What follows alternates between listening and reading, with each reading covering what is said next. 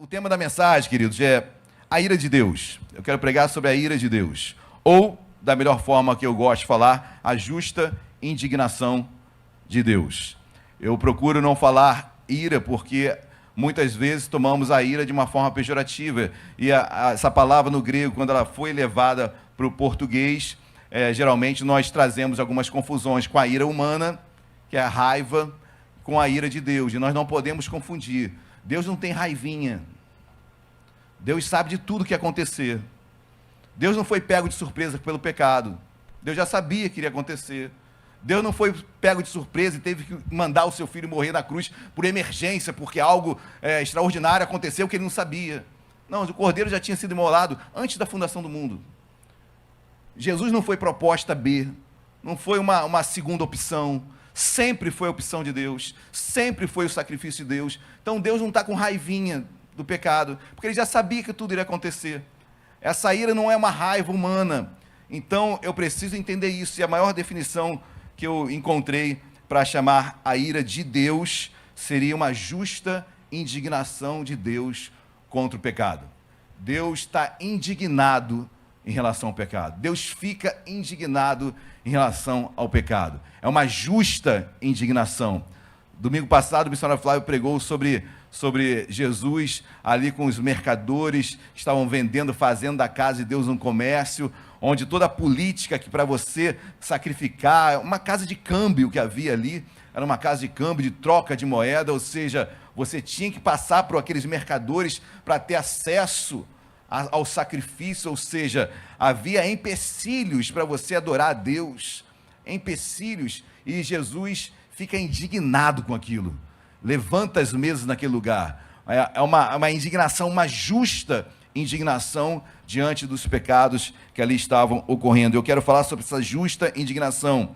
Antes de lermos o texto inicial dessa pregação, existe um livro que, se você for ler, se segure, tá bom?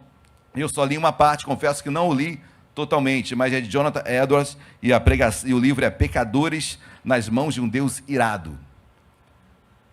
Jonathan Edwards foi um grande pregador americano, ele era calvinista, mas a pregação dele, algumas pessoas relatam nesse livro, que enquanto ele pregava, parecia que o chão estava se abrindo, e as pessoas estavam com a sensação de caírem, de temor, de ficar sem Deus. Tamanha foi o impacto dessa pregação, e obviamente eu não quero falar sobre ela, mas dou essa indicação para que você possa ler depois com calma esse livro de Jonathan Edwards, Pecadores nas Mãos de um Deus Irado. Então a temática é a justa indignação de Deus, amém? A ira de Deus, que eu já expliquei, essa ira, que não é a ira humana, mas é uma ira de indignação, a ira do nosso próprio Senhor Jesus. Amém, queridos? Glória a Deus. Abram as vossas Bíblias no livro de Jó. Jó, capítulo número 9. Falei que nós iríamos passear bastante na Bíblia hoje, ok? Onde está Jó? Jó está na Bíblia. Jó, capítulo de número 9. Eu já disse, já dei uma boa dica para você, né? Jó está na Bíblia. Inclusive, a maioria dos teólogos dizem que foi o primeiro escrito da Bíblia, o primeiro livro da Bíblia, ok? Jó, capítulo 9, versículo 1, você que achou, por gentileza, em podendo, coloque-se de pé para a leitura inicial da pregação nesta manhã. Que Deus nos abençoe rica e abundantemente. Amém? Jó, capítulo 9, versículo 1, quem achou, diga glória a Deus. Vamos ler o versículo 1 e 2. Então, Jó respondeu e disse: na verdade, sei que assim é, porque como pode o homem ser justo para com... Oremos. Deus amado, em nome de Jesus, como pode o homem ser justo perante Deus? Como pode ser justo? Onde o homem encontra justiça? Onde o homem pode se encontrar como justo? Deus, será que há algum justo aqui nesse dia, nesta manhã, neste lugar, nesta sociedade? Deus, fala conosco nesta manhã, nos ajuda, meu Pai, na administração, nos ajuda na compreensão, joga por terra toda a mente agora que vaga, toda a mente, meu Pai, que está pensando em coisas de lá de fora, nas preocupações do mundo, joga por terra agora, Deus, leva as nossas mentes cativas a Ti, para compreendermos apenas aquilo que está sendo ministrado, guarda a nossa mente, nós repreendemos toda a mente grega, toda a mente cauterizada, toda a mente, meu Pai, que foi forjada para não compreender a Tua palavra, seja liberta agora, em nome de Jesus, meu Pai, e nós profetizamos, e nós declaramos, meu Pai, que iremos compreender o que vai ser ministrado nesta manhã. Nos ajuda, Senhor, na ministração, para que possamos sair daqui todos compreendendo o tamanho da Tua graça, o tamanho do Teu amor, o tamanho da Tua salvação, o tamanho do teu prazer em ajudar o homem, o tamanho, meu Pai, da tua misericórdia. Deus fala conosco hoje e usa-me em nome de Jesus. Amém e amém. Podem se assentar, queridos. Glória a Deus. Jó 9, 1 e 2. Então Jó respondeu e disse: na verdade, sei que assim é, porque como pode o homem ser justo para com Deus? Como pode o homem ser justo? Queridos, o que o homem, e essa pergunta de Jó, ela traz muito no seu bojo um desejo de mérito. O que eu posso fazer para ser justo? O que eu posso melhorar para ser justo? O quão bom eu posso ser para ser justo? O que eu posso fazer? E Jó indaga, diante de tudo que ele está passando, que nós não iremos pregar sobre Jó, mas diante de tudo que ele está passando, ele diz: olha, como o homem pode ser justo para com Deus?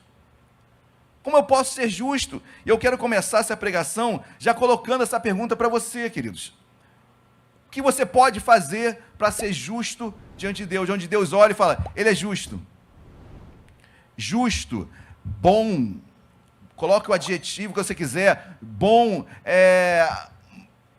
um homem justo. O que eu preciso fazer para isso? Eu quero, pule agora, vá para Atos 16, vai lá para o Novo Testamento, nós vamos ler bastante a Bíblia hoje, como eu falei. Essa indagação de Jó, ela vai encontrando eco em toda a humanidade. Até hoje, os homens procuram algo a fazer para que possam ser justos diante de Deus. Atos 16, versículo 30. Atos 16, versículo de número 30. Nós conhecemos essa passagem com Paulo e Silas, que oravam à meia-noite presos. E olha aqui de versículo de número 30. Todos acharam, amém? Amém. 30 diz assim: depois, trazendo-os para fora, disse: senhores, que devo fazer para que seja... É uma pergunta, queridos, que continua: o que eu tenho que fazer para ser justo para com Deus? O que eu preciso fazer para ser salvo diante de Deus? Ou seja, sempre o homem querendo fazer algo para que ele venha a ser aceito, para que seja aceitável a sua vida. Quão bom eu tenho que ser, o que eu tenho que fazer para que essa justiça seja imputada a mim, para que essa bondade eu venha encontrar segundo Deus, para que eu venha a ser salvo. Essa é uma pergunta que todos fazem, e na nossa vida, na nossa sociedade, nós vivemos uma sociedade que, pelos méritos seus, pelas suas conquistas, você vai galgar posições. Isso é normal, ok? Pelo seu esforço, você vai galgar situações, você vai crescer em qualquer área da sua vida. E é natural trazer isso também para o campo espiritual. Se no mundo natural eu sou assim, então talvez no espiritual, o que eu fizer, se eu melhorar, se eu me esforçar, se eu vier mais aos cultos, tantas coisas, assim eu vou me tornar justo diante de Deus. Isso, quem sabe, eu serei salvo. É uma colocação que tem lógica, mas não tem Bíblia nisso.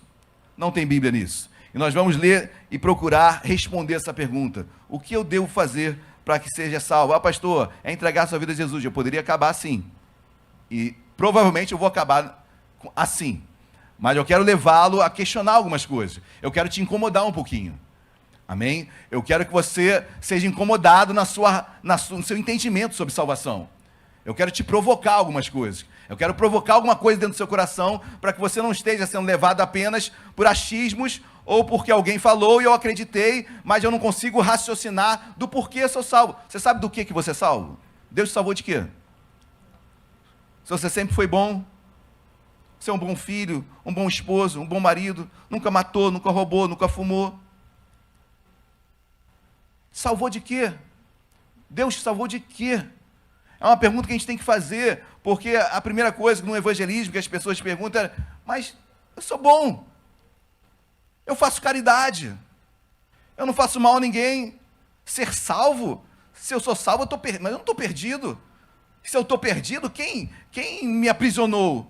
Então começa uma série de questões que às vezes não sabemos do que Deus nos salvou. Pastor, isso vai mudar a minha salvação? Eu creio que não. Mas eu quero te provocar a você ter base para o teu entendimento de fé. Amém, meus amados? Glória a Deus. Então Jó perguntou: o que eu tenho que fazer? O carcereiro perguntou: como eu posso ser salvo? E essas perguntas encontram eco até o dia de hoje. Mas salvo de quê? Abra sua Bíblia, dê um pulinho um pouco mais à frente, aí vai lá para Romanos. Eu ficarei muito em Romanos, que Romanos é uma carta muito teológica, é uma carta de muitas reflexões, é uma carta que o próprio Pedro falou que Paulo falava coisas que nem ele entendia. Então, se Pedro não entendia muito do que Paulo falava, imagina a gente, né, queridos? Então, a gente procura se esforçar também no entendimento para expressar um pouco da graça de Deus. Mas Romanos 3, 23, olha o que diz o texto bíblico, queridos. Olha o que Deus fala em relação ao ser humano. Todos acharam, amém? Romanos 3, 23? Quem achou, diga glória a Deus. 23 diz assim: pois todos pecaram e carecem da glória de... Sinônimo de todos. Todos. Todos, sem exceção. Começar por mim, para aqueles que acham que o pastor é melhor do que os outros, porque não é. Mas começo por mim, já me coloco de bucha, tá bom? Todos pecaram e carecem da glória de Deus. Não tem nenhum filho especial. Eu estava conversando ontem no batismo, né? Um dia eu vi um pregador pegando a passagem de José, onde Jacó diz que Jacó, o pai, amava mais José do que seus irmãos. Aí o pregador falou que Deus tem seus filhos prediletos, para tentar justificar o erro do pai, porque o pai não pode amar mais um filho do que outro. O pai não ama mais um filho em detrimento de outro. Certo é que pode existir uma afinidade por questões de personalidade, temperamento, estar mais perto, mas amar mais? Não tem como. Você conseguiria escolher um filho que vai ser salvo e outro que vai morrer? Não tem como. E Jacó amava mais José, ou seja, um erro de família. Mas alguns pregadores, para tentar trazer espiritualidade para o texto, falam que Deus tem seus filhos prediletos. Misericórdia, queridos. Filho é filho, amém? Filho é filho. Deus vai usar uns de uma forma especial da forma como Ele quer. Amém? Da maneira que Ele quer. Deus vai dar talento segundo a capacidade de cada um. Então, isso não é ter filhos prediletos. Porque, queridos, todos pecaram e carecem da glória de Deus. Nós nascemos em pecado. Nascemos, e eu ainda estou falando sem Cristo, daqui a pouco eu vou entrar com Cristo, mas nascemos em pecados, encerrados em pecados. Romanos capítulo 5, versículo 12 diz que assim como por um só homem entrou o pecado, e pelo pecado a morte também passou para todos os homens, porque todos pecaram. A consequência do pecado é a morte, a separação de Deus, não apenas a morte física, que todos nós experimentaremos, salvo se Cristo voltar antes, mas a morte física e a morte espiritual, que é a separação de Deus. Então o pecado traz isso.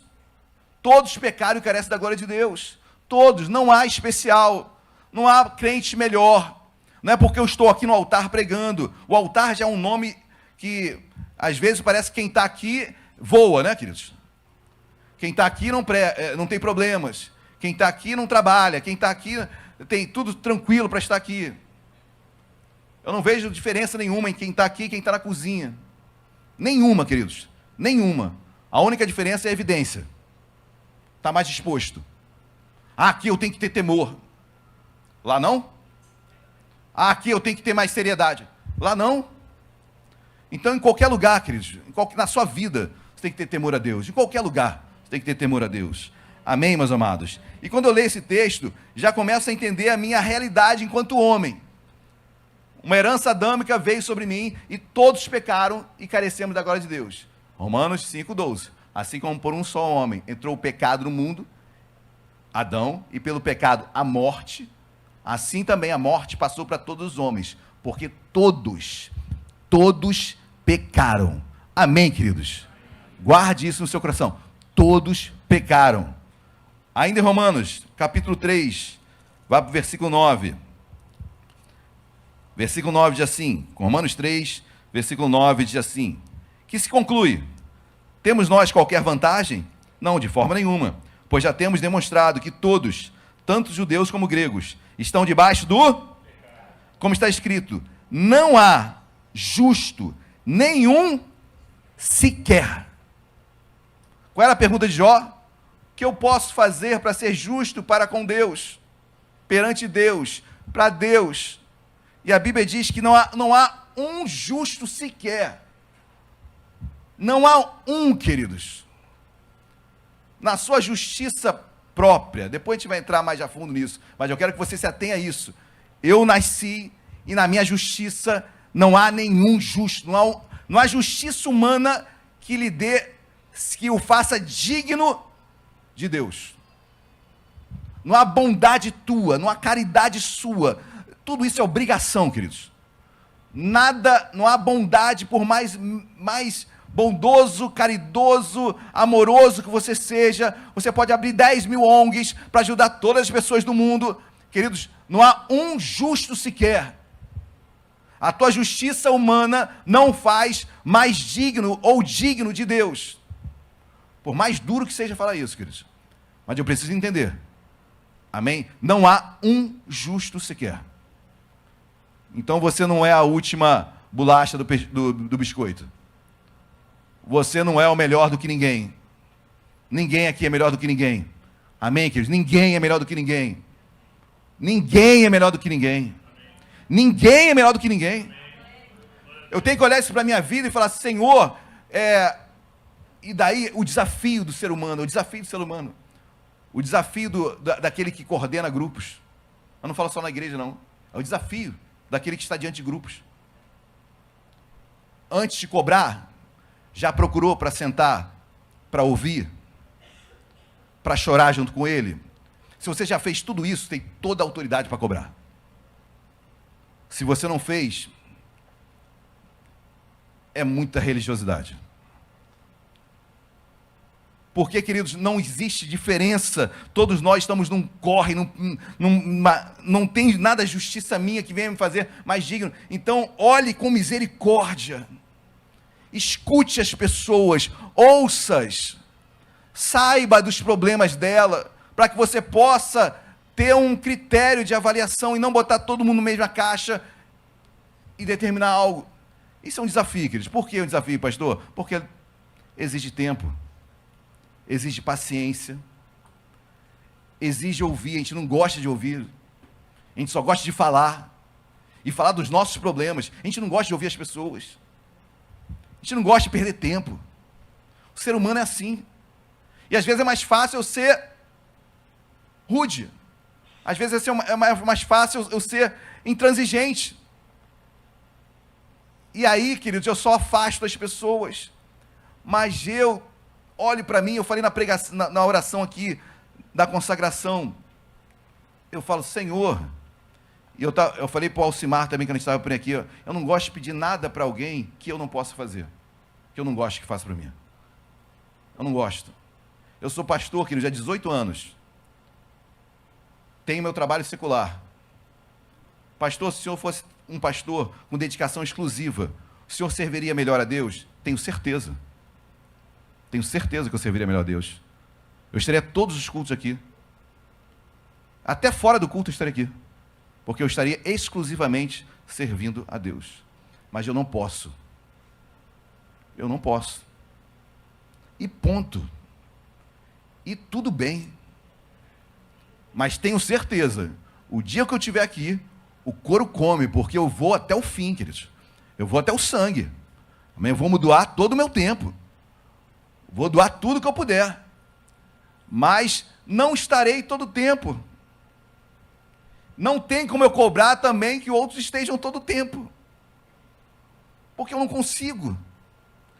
Então, queridos, são situações difíceis, e quando eu olho para esse texto, sempre, quando estou me achando alguma coisa além, eu tenho que ir para Romanos 3:23. Eu tenho que entender que todos pecaram e carecem. Eu careço da glória de Deus. Eu careço de Deus. Eu sou realmente necessito de Deus. Eu careço demais do Senhor. Amém, queridos? Glória a Deus. Amém ou não amém?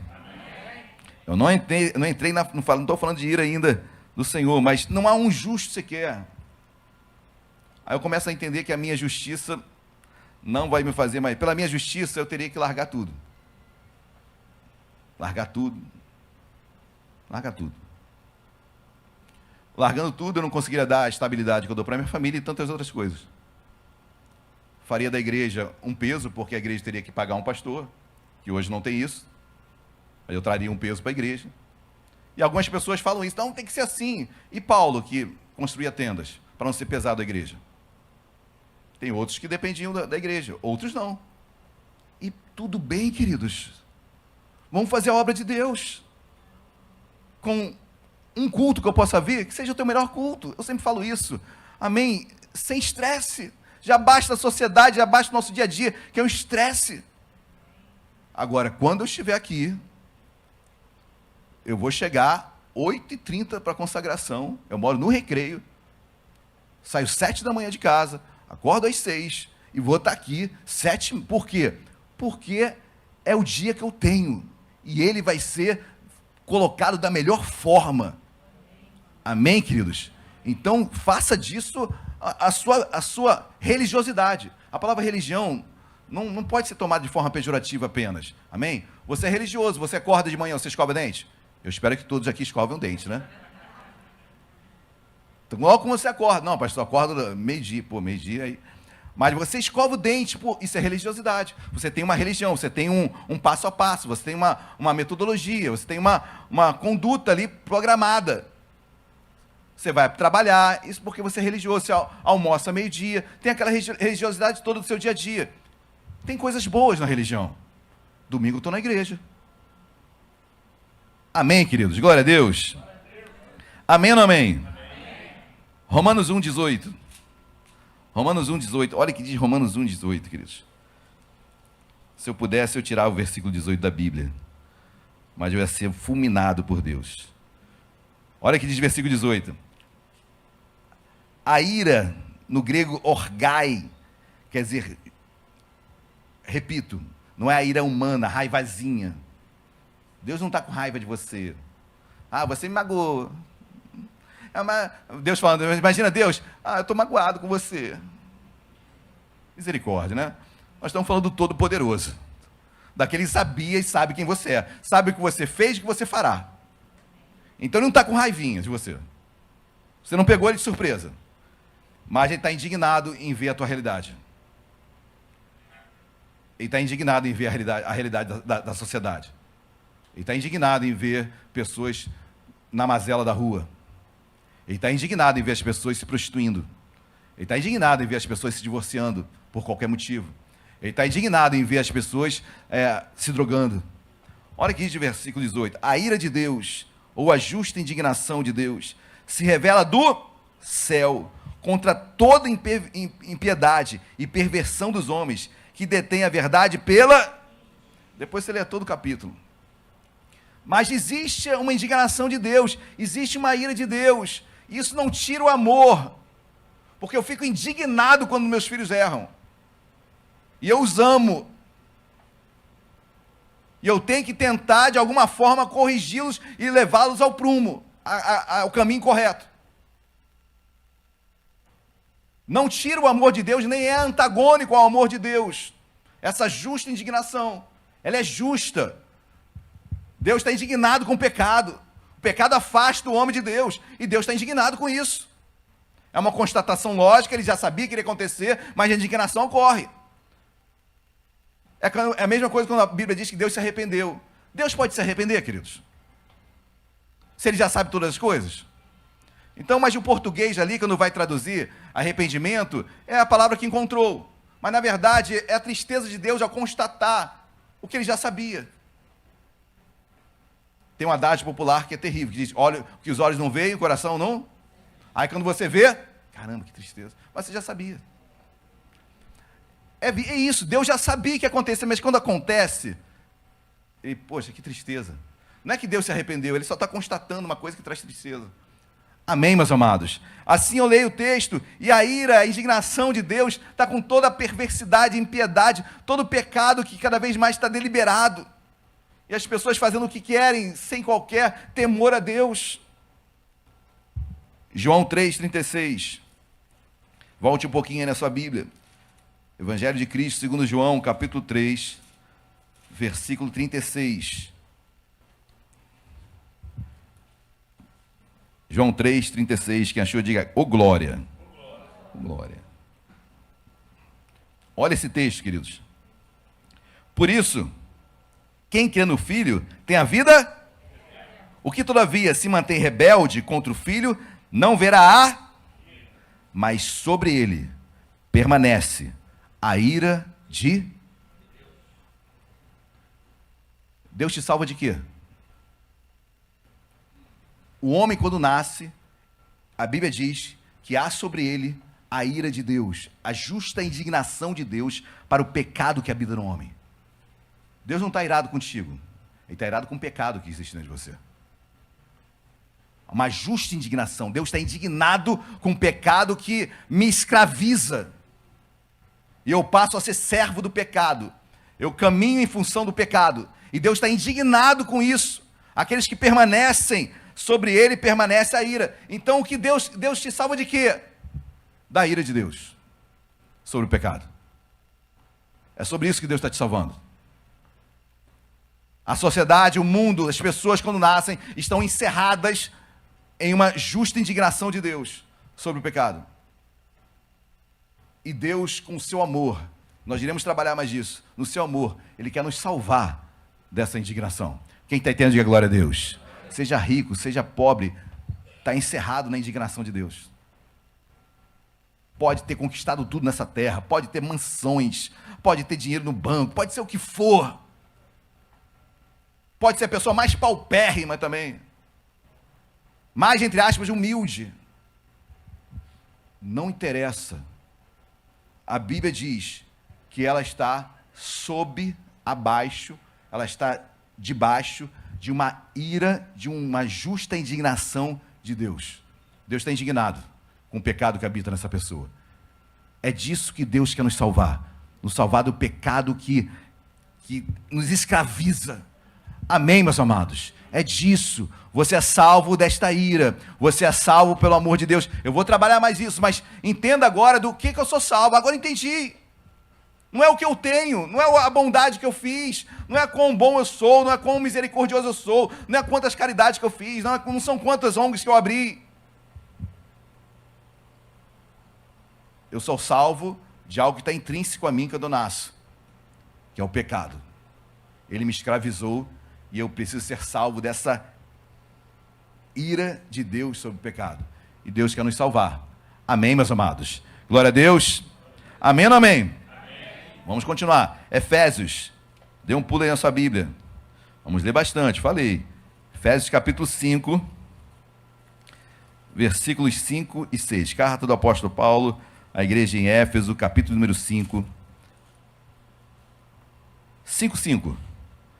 Todos acharam, amém? Amém? Olha que diz o versículo 5 do capítulo 5 da carta aos Efésios.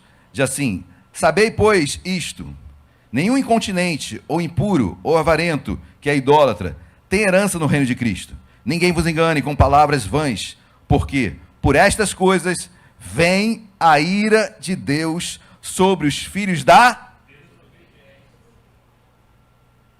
Quem é escravo do pecado é desobediente a Deus. Então, queridos, como eu estou encerrado no pecado, não conheci a Cristo, eu sou filho da desobediência. E sobre os filhos da desobediência, está sobre eles a ira de Deus, a justa indignação de Deus com os filhos da desobediência. Quem está entendendo, diga amém. Antes de Cristo, quem eu sou, pastor? Filho da desobediência. Antes de Cristo, eu sou esse filho da desobediência. Antes de Cristo, eu estou sobre essa sentença, sobre essa justa indignação de Deus, porque o pecado habita em mim e ele é o governador da minha vida. Eu sou escravo, eu sou servo do pecado e continuo seguindo. Ah, pastor, estou há anos na igreja. Reflita então. Anos da igreja não quer dizer nada, se você continua escravo do pecado. Reflita então sobre a sua vida. Medite sobre a sua vida. Amém? Colossenses, vai um pouquinho mais à frente agora. Efésios, Colossenses, capítulo número 3. Quem gosta de ler a Bíblia, diga glória a Deus. Colossenses 3, a partir do 5. Olha o que diz a Bíblia. Todos acharam, amém? Fazei, pois, morrer a vossa natureza terrena, prostituição, impureza, paixão, lascívia, desejo maligno e avareza, que é idolatria. Por estas coisas vem a ira de... Pastor, o senhor está falando muito sobre a ira de Deus. Não sou eu não, é a Bíblia. E não faça analogia com a ira humana. Deus continua indignado com o pecado. E é uma indignação justa, como todo pai ficaria. Indignado ao ver seu filho encerrado em pecado. Indignado ficaria. E faria de tudo, para seu filho sair daquela prisão. E o nosso Deus Pai fez de tudo, a tal ponto de dar o filho dele, para que você fosse livre da prisão do pecado. Tamanho amor de Deus. Inigualável, ágape, incondicional. Amor que eu não sou capaz de ter. Amor que ninguém é capaz de ter. Deus teve. Dá seu melhor para alguém que nem conhecia. Esse amor Deus deu. Amém, meus amados? Mas ainda não acabei. Salvo de quê? 1 Tessalonicenses. 1 Tessalonicenses. Capítulo de número 5. Tem Tessalonicenses na Bíblia, queridos? Logo depois, né? 1 Tessalonicenses, capítulo 5, versículo 9. Olha o que diz o versículo 9, lindos. Ah, pastor, obrigado, deu alívio agora. Olha o versículo 9. Porque Deus não nos destinou para mas para alcançar a salvação mediante nosso Senhor Jesus Cristo. Deus não nos destinou, não é plano de Deus que você fique encerrado na ira de Deus, que você não venha a ser liberto dessa situação. Porque Deus não nos destinou para a ira. Deus já te deu um presente, Deus já te deu um escape, Deus já te deu o instrumento para ser salvo dessa ira, mas existe uma ira sobre todo aquele que não conhece a Cristo. Existe uma justa indignação de Deus contra o pecado. E ela está sobre todos aqueles que são filhos da desobediência. Mas jamais Deus nos destinou, jamais Deus desejou isso para você. Quem está entendendo, diga glória a Deus. Não há um justo sequer, queridos. Não há um justo sequer. Pelas nossas competências, nossos méritos, não há um justo sequer. Nós estamos encerrados em pecado. Mas essa é a condição do homem sem Cristo. Efésios capítulo 2. Efésios capítulo 2. Volte um pouquinho aí na sua Bíblia. Texto que nós conhecemos tão bem. Efésios 2, do 1 a 3. É bom ouvir esse barulhinho de folha, né? Ô, glória. Efésios capítulo 2, versículo 1, que achou, diga achei. Olha o que a Bíblia diz. Ele vos deu, estando vós mortos nos vossos delitos e... Porque o pecado traz morte, queridos. Amém? Nós estávamos o quê? Mortos em nossos delitos e pecados, nos quais andaste outrora, antigamente, segundo o curso deste... Deixa a vida me levar, né? É o curso do mundo. Como é que você está? A vida está me levando. É isso aí. Conforme o curso do mundo. Ou seja, as ideologias do mundo, os dizeres do mundo, as indicações do mundo. A gente vai seguindo o curso. É aquele rio que vai levando. Então, são esses, nos quais andaste outrora, segundo o curso deste mundo, segundo o príncipe da potestade do ar, do espírito que agora atua nos filhos da desobediência. O diabo atua sobre os filhos da desobediência. Ele aproveita a herança adâmica que está em nós e vai dando sugestões. Então o diabo se aproveita dos filhos da desobediência, no pecado que habita neles. Eles são escravos do pecado, e o diabo vai se aproveitando e vai realmente levando o ser humano à morte. Quem está entendendo, diga glória a Deus. Esses aqui, eles que estão sem Cristo, queridos. E quando eu Quando eu falo isso, é com tristeza. Obviamente, nós queremos que todos sejam salvos em Cristo Jesus. Mas o que fará o homem para ser justo? O que fará o homem para alcançar a salvação? Se eu já disse que não há o justo sequer, se eu já vi que todos nós estamos encerrados debaixo da ira, da justa indignação de Deus, o que é que eu posso fazer então? O que é que eu tenho que fazer? Leia ainda Romanos capítulo 3. Olha o que diz Romanos capítulo 3, versículo 19. Romanos capítulo 3, versículo 19 e 20. O que eu posso fazer para ser justo? O que eu posso fazer para ser salvo? Já sei a minha condição quando nasço. É uma condição de quem está debaixo da ira de Deus, debaixo da justa indignação de Deus. E aí, como é que eu saio dessa? Como é que eu saio dessa? Porque a Bíblia diz que Deus não nos destinou para isso. Deus não deseja que isso aconteça. Olha Romanos 3,19. Olha o que diz. Ora, sabemos que tudo que a lei diz, a lei mosaica, aos que vivem na lei, o diz para que se cale toda a boca e todo mundo seja culpável perante... Para que a lei veio? Para deixar bem claro que todos são culpáveis. Não tem um justo. Foi o que eu falei. Não há um justo aqui. Para que a lei veio falar? A lei jogou o sarrafo lá em cima. Para ninguém passar pelo sarrafo. Para deixar bem claro, nenhum mérito humano, nenhuma bondade tua, por mais bom que tu pense ser, o sarrafo está muito alto. A lei colocou lá em cima. Para quê? Para você saber que você é pobre, cego e nu. A lei veio declarar que todo homem é culpável, que todo homem tem culpa, que todo homem não vai conseguir se redimir pelos seus méritos, pela sua força, pela sua vontade, pelo seu intelecto. Você pode ser o maior teólogo do mundo. Não vai fazer você digno, você não vai pular esse sarrafo. Porque a lei, os decálogos, os 613 mandamentos da Taná, tudo isso, queridos, é um sarrafo muito alto. Só um passou pelo sarrafo. Jesus Cristo de Nazaré. A Bíblia diz que ele cumpriu a lei. Ele é o cumprimento da lei. Romanos 10, 4. Ele é o fim da lei.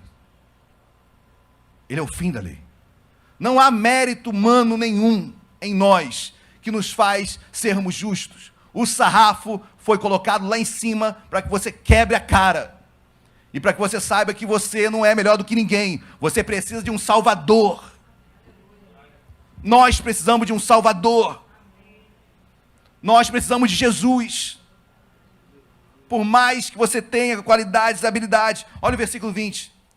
Visto que ninguém será justificado diante dele por obras, deixa bem claro, você não vai ser justificado por obras da lei. Em razão de que pela lei vem um pleno conhecimento do... Então para que serviu a lei? Pastor, é para isso mesmo, para que você conheça o pecado e você saiba que você vai pecar. Para que você saiba que o sarrafo é alto. E se Jesus não dá a mãozinha aqui para você, ó, pum, para você pular, tu não pula. Se Jesus não te ajudar, você não passa o sarrafo. Vai passar a vida inteira querendo fazer caridade, a vida inteira querendo amar o próximo, a vida inteira tirando a roupa e não passa pelo sarrafo. Quem está entendendo, diga glória a Deus. Mas já um que passou, e ao passar, ele nos ajuda a passarmos também. Amém, queridos? Glória a Deus. Quem está entendendo, diga glória a Deus. Então, como que eu vou ser justo? A pergunta de Jó ainda está ecoando. Como eu me tornarei justo, se eu já sei que eu estou debaixo da justa indignação de Deus? Se eu já sei que a lei só veio jogar o sarrafo lá em cima. A lei só veio deixar bem claro. Alexandre, culpado. Correu, na hora de pular o sarrafo, deu com a cara no sarrafo. Não tem aquele como é que é? Salto em...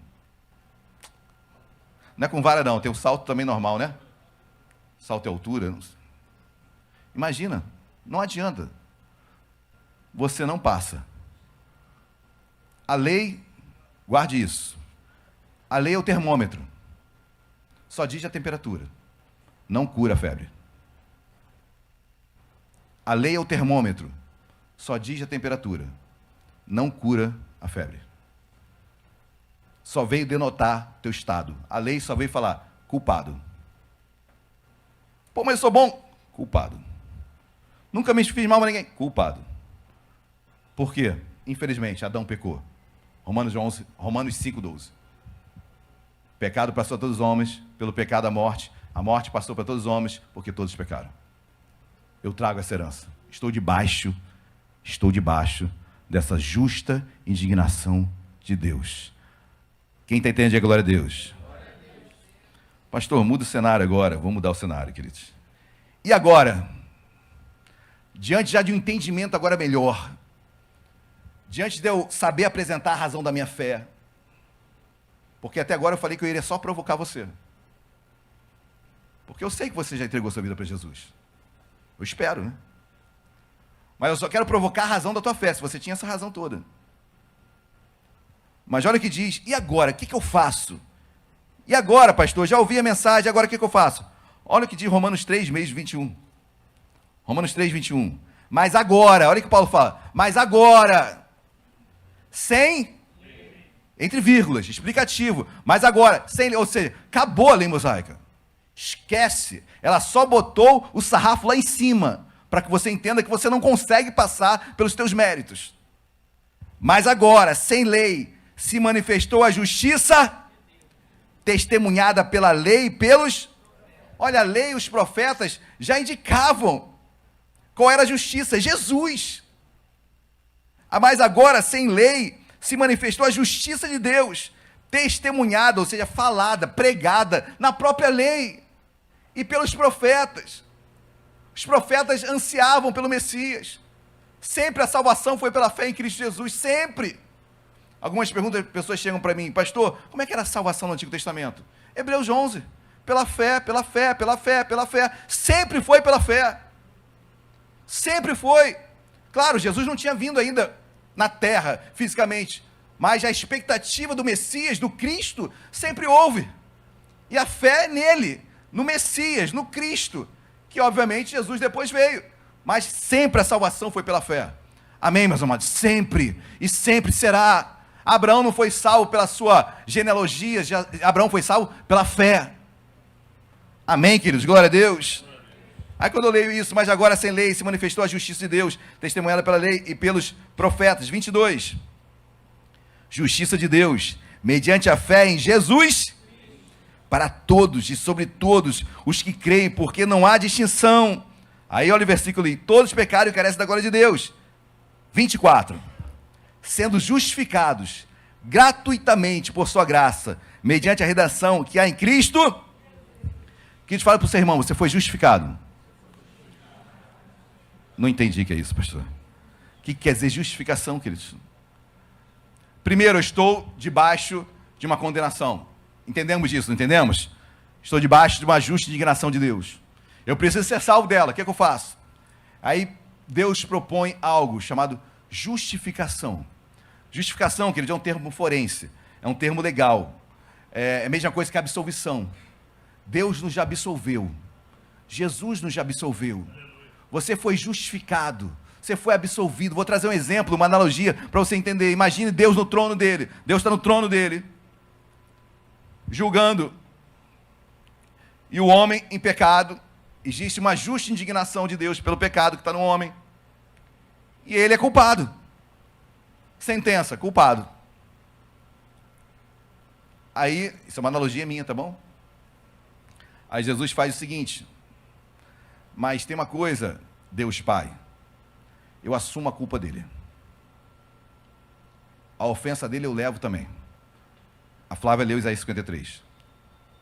Eu levo a culpa desse homem, do ser humano. Eu levo a ofensa dele também. Eu pago, inclusive, a pena dele. Eu tomo o lugar dele.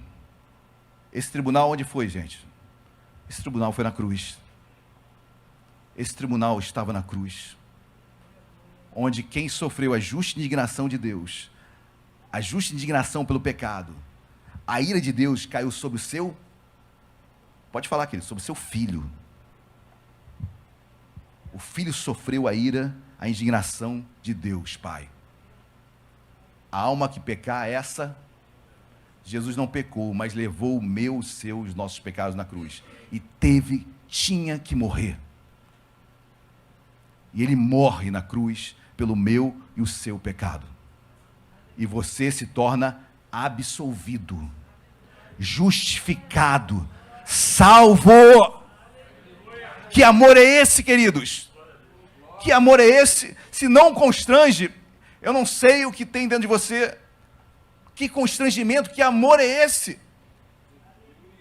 Absolvido. Existe algo no direito, no artigo 84 da Constituição Federal, fala sobre o perdão do presidente da República. Ele faz um decreto e ele pode perdoar quem quiser. Nós tivemos recentemente, a nossa ex-presidente Dilma Rousseff, ela perdoou José Dirceu. Ele foi condenado? Foi. Mas ele recebeu o perdão presidencial, que é todo direito de todo presidente. Eu não quero que você julgue se era bom ou mal fazer isso.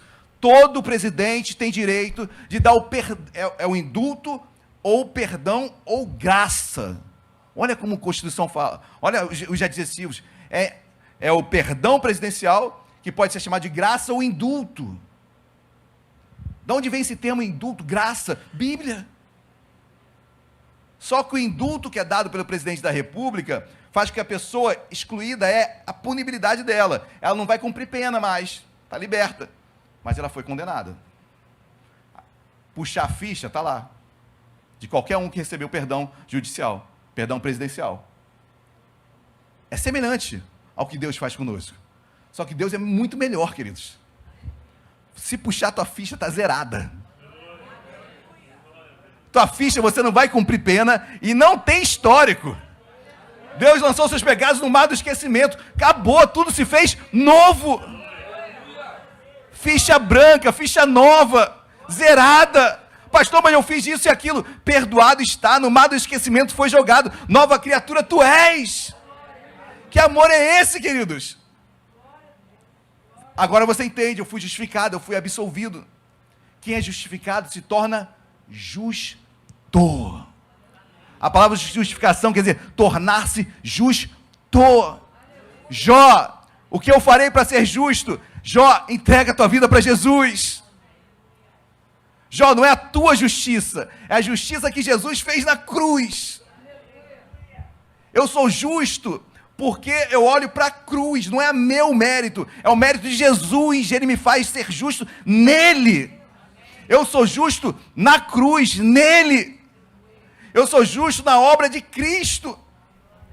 Quando Cristo me vê, não vê o Alexandre do passado, vê o Cristo que morreu pelo Alexandre. Vê o sangue de Jesus derramado sobre a minha vida, sobre a sua vida.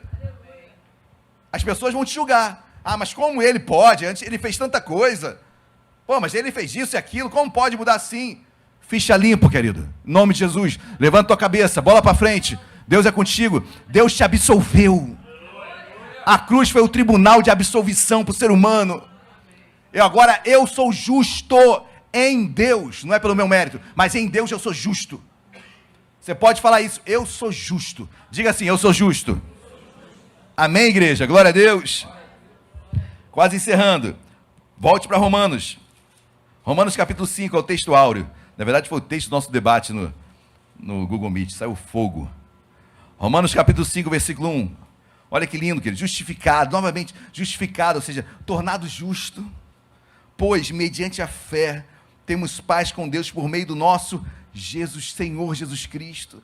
Por meio do que Jesus fez na cruz, você foi justificado. Você foi perdoado. Tem outras analogias que se faz também, né? Vamos fazer uma outra analogia aqui para você entender essa justificação. Você faltou emprego. Um dia de trabalho você faltou.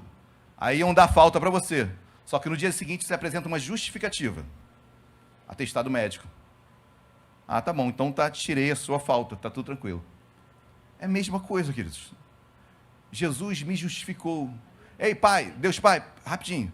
Posso justificar o Alexandre ali? Qual a justificativa? Eu paguei a pena dele já. Eu já morri por ele. Justificado. Tira a falta. Pode voltar. Justificado tem tantas analogias lindas. Olha o que Deus fez por você. Quando você estiver mal, peraí. Jesus já me justificou. Jesus já me apresentou o meu pleito para Deus. Jesus já levou isso na cruz. Ah, mas eu matei, mas eu roubei, mas eu adulterei. Espera aí, mas Jesus já levou isso na cruz. Eu já fui justificado, já fui perdoado, já fui absolvido. Não há, Romanos capítulo 6, não há mais condenação para aqueles que estão em Cristo Jesus. Não há mais condenação. Por quê? Porque eu fui absolvido. E com a absolvição, eu me tornei justo, não pelos meus méritos, mas por Cristo na cruz. Queridos, vale a pena olhar para outra pessoa com mais amor? Vale ou não vale? Vale a pena compreender mais as pessoas? Vale ou não vale? Vale, queridos. Vale. Vale a pena ter um olhar de amor. Vale a pena ter um olhar de insistência, de caridade, de amor, de entender as pessoas. Mas eu não acabei ainda não, queridos. Quem está entendendo, diga glória a Deus. Versículo 6, Romanos 5, 6. Dá vontade de ler tudo. Romanos 5, 6 diz assim: porque Cristo, eu estou falando do tamanho da obra da cruz, da justificação. Porque Cristo, versículo 6, quando nós ainda éramos fracos, morreu a seu tempo pelos... Jesus não esperou você aceitá-lo para morrer por você, não. Amém? Jesus já morreu por você, já o absolveu antes de você nascer. Basta você crer. Versículo 7. Dificilmente alguém morreria por um justo, pois poderá ser que pelo bom alguém se anime a morrer. É muito mais fácil, né, queridos? Você amar aquela pessoa que é boa. Vai amar o teu inimigo. E tem gente que fala assim: não, eu amo mesmo. Eu amo, como eu amo meus irmãos, eu amo meus inimigos. Vamos falar sério. Vamos descer do degrau, né? Vamos descer do altar um pouquinho. Vamos cair na realidade. É difícil pra caramba amar nosso inimigo. A tua alma vai falar para matá-lo, odiá-lo. Essa é a guerra, queridos. Nós temos um inimigo dentro de nós, que é a nossa alma. Ela fala: não ama, ele te traiu, ele foi safado. Ele te roubou, não ama. E o Espírito fala: ama. E você vai fazer muitas coisas, você vai amar sem querer amar. Aprenda a fazer sem querer. Aprenda a obedecer, sem às vezes querer. Aprenda a fazer o que é certo, sem às vezes desejar fazer o que é certo, porque na nossa vida a gente vai fazer muito isso. Porque o pecado nos assedia a fazer só o que a gente gosta, amar só o amiguinho. Isso é pecado. O pecado faz isso. A minha alma, ela está acostumada a amar só quem retribui para mim. E quem não retribui? Não vai ser fácil, queridos. Muitas vezes você vai ter que fazer sem querer fazer. E você vai ver como vai ser bom. Como vai ser libertador. Pastor, não queria estar lá naquele dia. Eu fui de obediência. Fui em obediência mesmo. É militar, né? Fui como militar. Como é que é? Ordem dada? Não é ordem? Como é que fala a ordem? Tem missão dada, mas tem um termo mais militar ainda. Cadê o Aleph? Tem algum... Não. Como é que é? Ordem? Como é que fala? Cumprimento de ordem? É um negócio de ordem. Se você não for, meu amigo, tu vai para a prisão, não vai? Simples, né? É. Aí o que você faz? Obedece.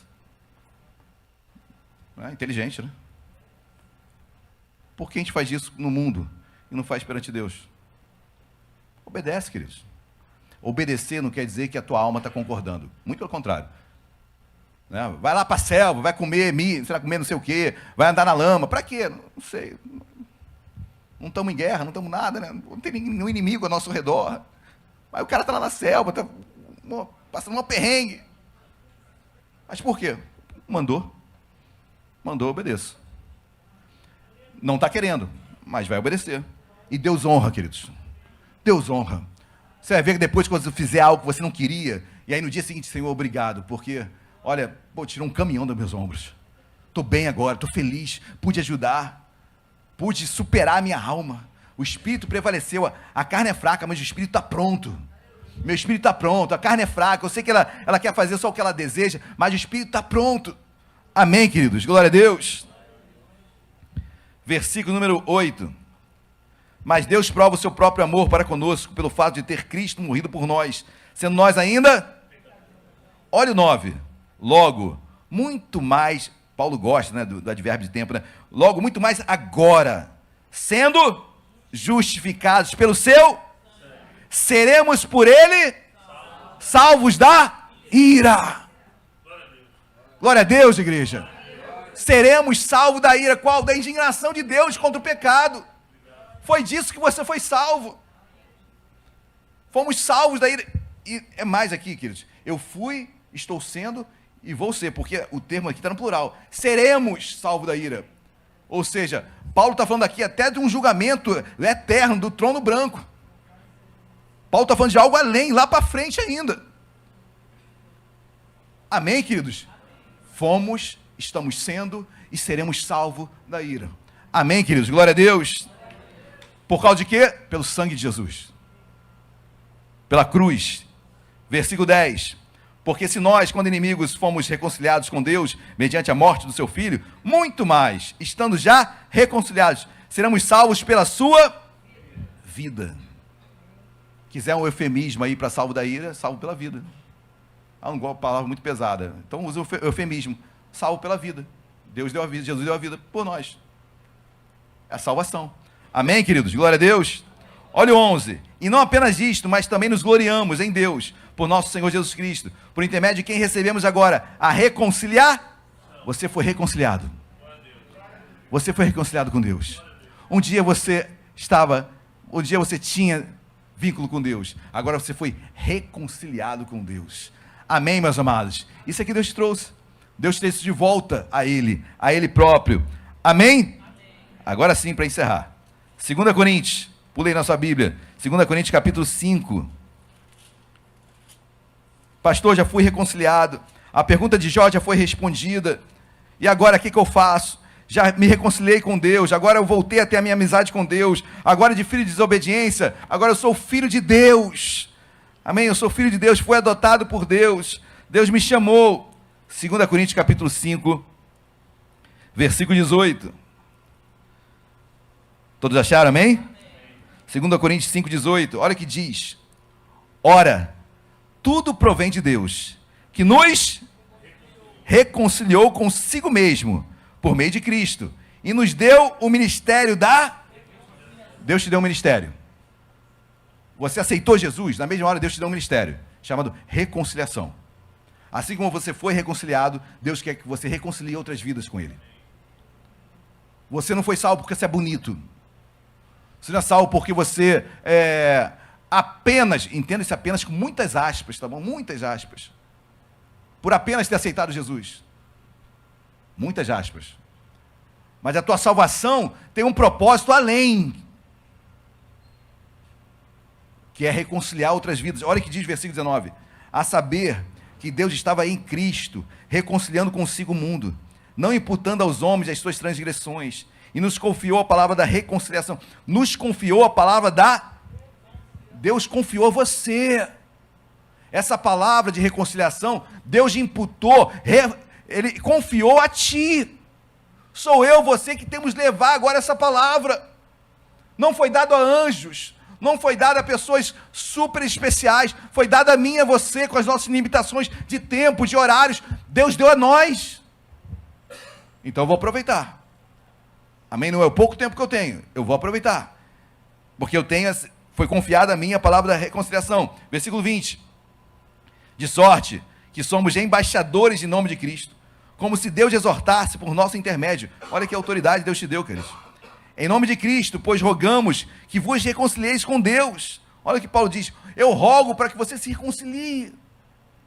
Rogar e implorar. Paulo fala, eu imploro. Se reconcilie aí com Deus. Olha o que você está passando, olha as lutas. Eu estou implorando, se reconcilie. 21. Aquele que não conheceu o pecado, Ele o fez pecado por nós. Preste atenção final. Para que nele fôssemos feitos justiça de Deus. Você, nele, em Cristo, foi feito justiça de Deus. Justificado, justo. A cruz fez você justo. Amém, queridos? Levanta a tua cabeça, você é um homem, uma mulher de Deus. Você foi chamado, você foi reconciliado para reconciliar outros. Você tem que sair daqui nesta manhã e falar: Senhor, tu confiaste a mim essa palavra de reconciliação, me coloca diante de pessoas que precisam ser reconciliadas, porque eu quero pregar essa palavra. Amém?